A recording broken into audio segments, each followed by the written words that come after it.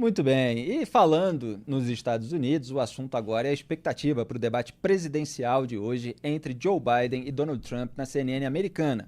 O primeiro entre os dois em 2024. O evento terá 90 minutos de duração e 2 intervalos comerciais.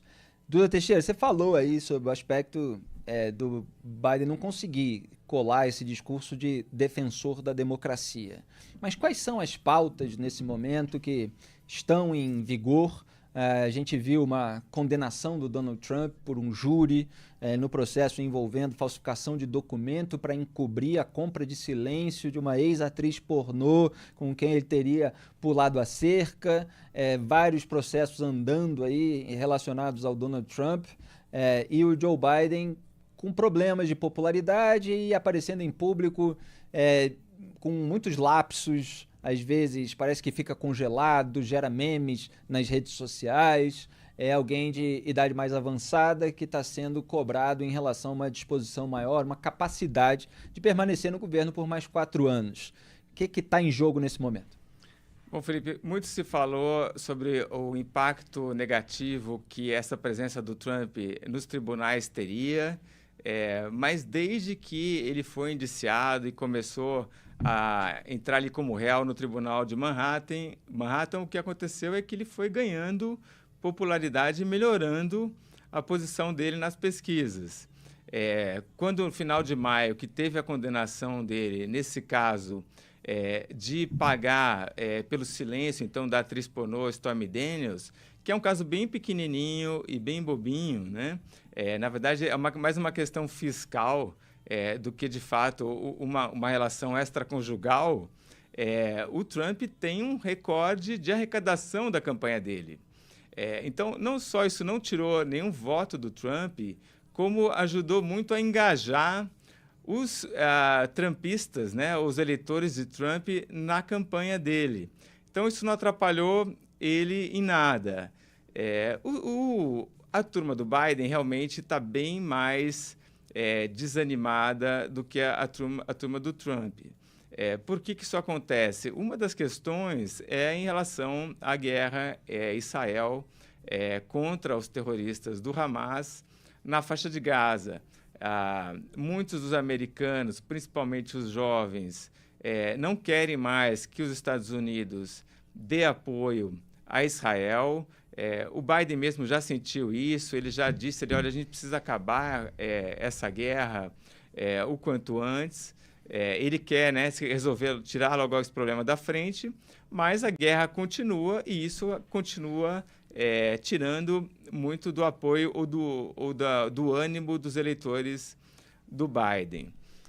O que a gente vai ter hoje à noite é o primeiro debate. Esse debate acontece em Atlanta, na Geórgia, no estúdio da CNN.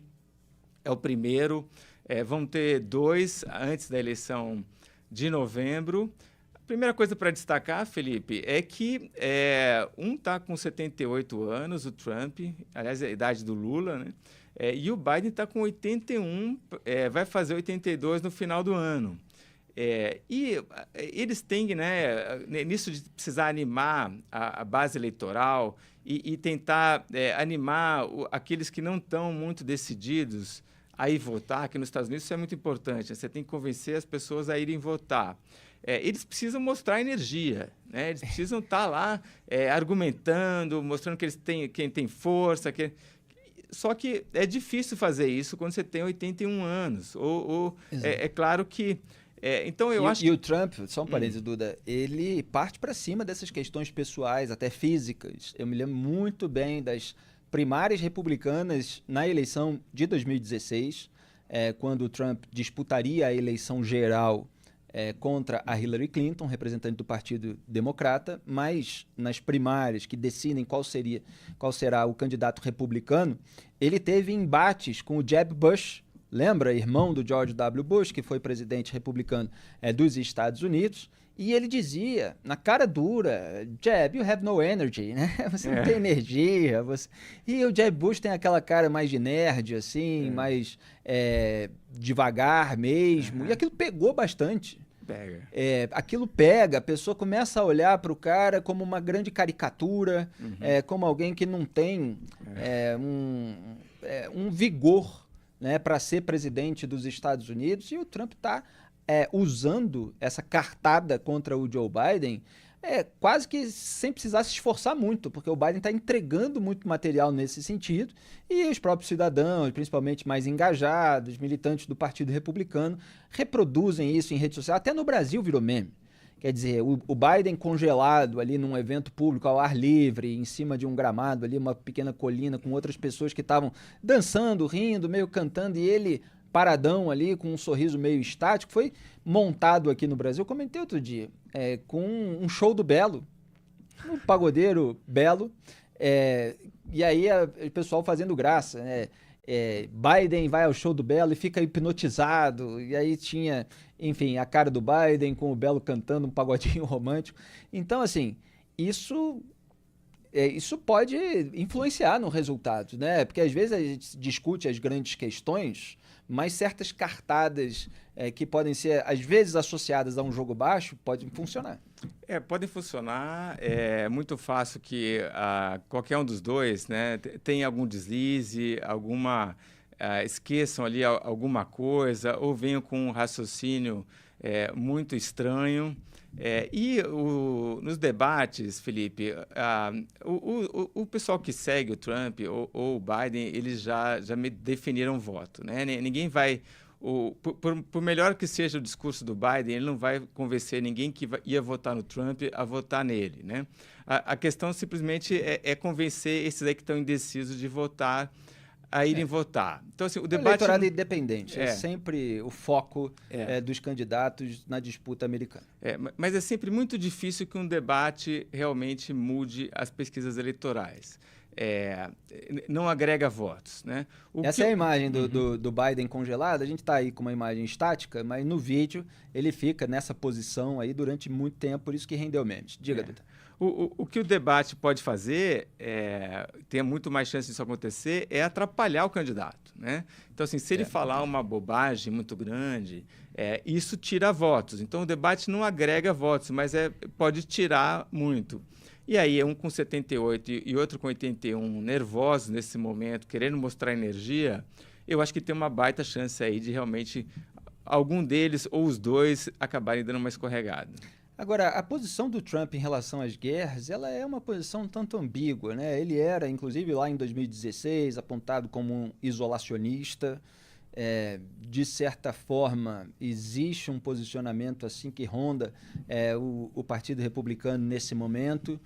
Houve uma demora muito grande por parte do próprio presidente da Câmara nos Estados Unidos, do Partido Republicano, em avançar com o apoio financeiro para a Ucrânia, que está sofrendo nesse momento com os bombardeios russos de aviões à distância, porque o sistema aéreo de defesa da Ucrânia está fraco, está fragilizado, não tem esses equipamentos. O Volodymyr Zelensky, presidente do país, fica fazendo apelos internacionais para que forneçam a ele esses elementos. Você vê que Israel consegue segurar a onda ali de ataques de foguetes, de mísseis do Hamas no sul e do Hezbollah no norte, embora os mísseis do Hezbollah sejam mais potentes e consigam driblar o sistema de defesa aérea israelense, porque tem o domo de ferro, porque tem um equipamento de defesa.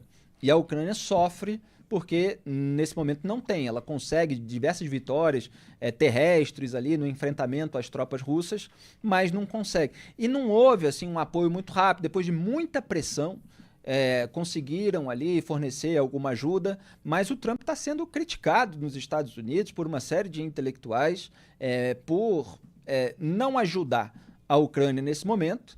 E o Biden fica numa posição de ter que ajudar o seu aliado histórico, Israel, e sofrendo um desgaste na própria base, porque em geral a base de esquerda não é pró-Israel. Mas o Trump também não faz acenos muito incisivos nesse sentido, Duda. A política externa, ela geralmente é muito presente nos debates eleitorais americanos, ao contrário do que acontece aqui no Brasil. Aqui tem uma outra cartada ali de apoio à ditadura, etc., mas lá nos debates eleitorais aparece muito a política externa. O que você espera em relação a esse assunto? Então, acho que aparece sim, ainda que não seja uma coisa que defina muitos votos, né? Isso acontece em momentos muito específicos, como quando aconteceu, por exemplo, os atentados às Torres Gêmeas em 2001 em Nova York, né? Agora, tanto o Trump quanto o Biden, a gente pode considerar os dois como isolacionistas, né? Isso vem muito na população americana desde 2003, 2004, que a gente tem a guerra do Iraque, e aí se mostra como um erro realmente de cálculo, porque começam a ter cada vez mais mortes de soldados, e isso tem um efeito muito forte na opinião pública americana, e isso meio que se mantém e vem crescendo, né? E aí os políticos se guiam muito pela opinião pública em razão da popularidade e do desejo de obter votos. Eles vão adaptando o discurso para aquilo que funciona melhor no momento. Exato. Então, o Obama também era um cara que queria retirar os Estados Unidos do mundo, o Trump também, e o Biden também. O Biden, uma das primeiras coisas que faz é tirar os Estados Unidos do Afeganistão. Da pior maneira possível. Da pior maneira Quer possível. dizer, esse suposto pacifismo aí defendido pelo Obama e transferido para o Biden, que é um sucessor, né, do Partido Democrata também na presidência, embora não diretamente, porque teve o governo Trump no meio, mas gerou a retomada do Afeganistão pelo Talibã e as piores cenas que a gente viu naquele ano, talvez. Pessoas que, ao perceber que o país voltaria a ser governado por um grupo terrorista, foram se pendurar nos aviões para tentar fugir. E aí saiu tudo lotado, parecia aqueles filmes apocalípticos, que começa a pipocar monstro no país, etc. E as pessoas começam a entrar no barco, aí pulam, caem no mar. Foi exatamente assim que aconteceu lá no Afeganistão. Aquelas cenas foram horrorosas e rodaram o mundo. Então, esse isolacionismo também gerou uma ação concreta aloprada, com consequências danosas até hoje. Então, assim, teve problema para todo lado nesse sentido e eles não querem nunca mais ter, né? Mas qual que é o problema aí? É que quando os Estados Unidos, a opinião pública americana quer se retirar do mundo, o Biden, o Trump e o Obama entendem isso, querem fazer isso, os Estados Unidos estão muito embrenhados no mundo inteiro, né? Com vários outros países. E quando os americanos saem, o problema aumenta. É o exemplo que você deu aqui. Exatamente. O Afeganistão está muito pior hoje do que estava quando os Estados Unidos estavam lá, porque hoje é o Talibã que governa aquilo. Mulher não tem nenhuma chance de ter qualquer cargo no governo, nem de ir para a escola, né? Fazer aula, se educar. Essa chance não existe mais. No caso da Ucrânia, se os americanos não apoiarem a Ucrânia, a gente tem uma vitória do Putin, né? Porque os europeus demoraram demais para começar a se armar de verdade e a agir, né? O Zelensky deve muito da resistência que ele conseguiu ter ao Joe Biden, né? Então, se os Estados Unidos saírem, esse espaço, não existe vácuo de poder. O espaço, quem vai ocupar é o Putin. E aí a ameaça cresce contra os Estados Unidos também. Claro, claro. Aliás, você falou dos europeus que demoraram a fornecer armas e a se preocupar com essa situação de uma maneira prática. Outro dia eu escrevi sobre o que aconteceu em Paris durante a feira de armas, a feira de segurança e defesa.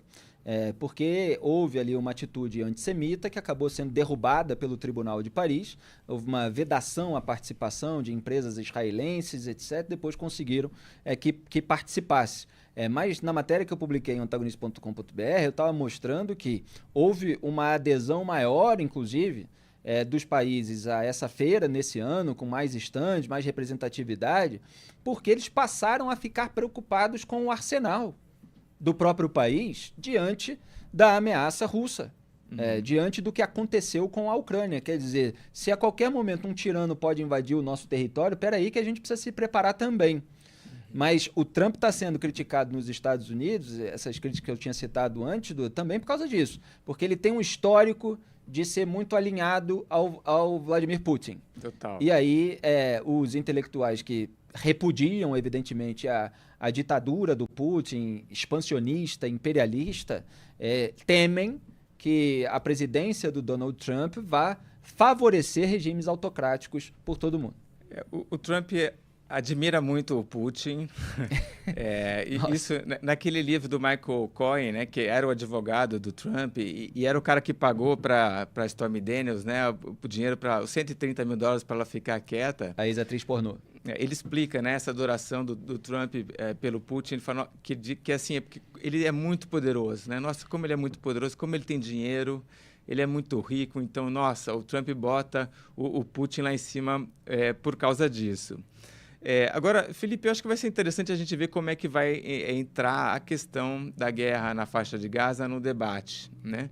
Porque, ainda que seja um tema, então, que uma grande porcentagem dos americanos reprove a ajuda americana, tanto o Biden quanto o Trump têm que tomar muito cuidado na hora de se colocar nessa questão. O Trump, primeiro, porque deu muito apoio ao Netanyahu, né? Os dois tinham uma relação ali de amizade mesmo, né? O Trump ele é eleito em 2016 prometendo levar a embaixada americana para Jerusalém, o que ele faz, né? O Trump também, o Ashton Kutcher, que era o genro dele, ajuda a costurar os acordos de paz entre Israel e os outros países árabes, né? Os Emirados Árabes Unidos, depois vem Marrocos, vem Sudão. Então, isso em termos de segurança para Israel, isso foi importantíssimo. Então, o Trump está muito do lado de Israel. E não pode pegar e, de repente, começar a questionar, a criticar o governo hoje do Netanyahu, que sempre foi um amigo dele, né? Sempre foi muito próximo. E o Biden também não pode fazer isso porque o Partido Democrata tem muito apoio da comunidade judaica, né? Principalmente ali em Nova York, né? no nordeste ali dos Estados Unidos. Isso, nós destacamos, inclusive, um discurso que ele fez num evento judaico, né? Ou pelo menos para convidados ali judeus, com legenda em português. Fizemos isso semanas atrás e ele foi muito incisivo, demonstrando que seria apoiador de Israel até o fim. E o Biden, então, ainda que ele às vezes diga ali, olha, vocês precisam tomar mais cuidado, vamos tentar fazer um acordo de cessar-fogo, né? Estava pressionando o Netanyahu para aceitar um acordo de cessar-fogo, mas às vezes dava uns puxões de orelha, do tipo, olha, não pode deixar esse pessoal, esses colonos se assentarem na Cisjordânia, vamos fazer sanções contra eles. Então, sempre uma postura muito dúbia, né? Agora, quando a gente olha no Congresso americano, tanto entre os republicanos quanto entre os democratas, a gente tem um lobby muito forte pró-Israel funcionando dos dois lados, né? Então, ainda que tenha sido difícil aprovar essa última ajuda para Israel e também para a Ucrânia, no Congresso, o apoio a Israel é um pouco bipartidário, ainda que na população americana tenha muita gente contra essa guerra. Então, vai ser muito interessante a gente ver como cada um vai se colocar. Eu duvido que qualquer um deles realmente tenha uma posição muito anti-Israel ali, porque eu acho que isso seria muito prejudicial para os dois. Pois é, expectativas para o debate, que coisa boa poder conversar aqui sobre todo mundo. O antagonista sempre antenado com aquilo que está acontecendo e você, assistindo ao Papo Antagonista, fica antenado também. A gente adora falar sobre a política internacional e sobre os grandes dramas humanos contemporâneos, como a situação das vítimas dessas guerras que estão acontecendo.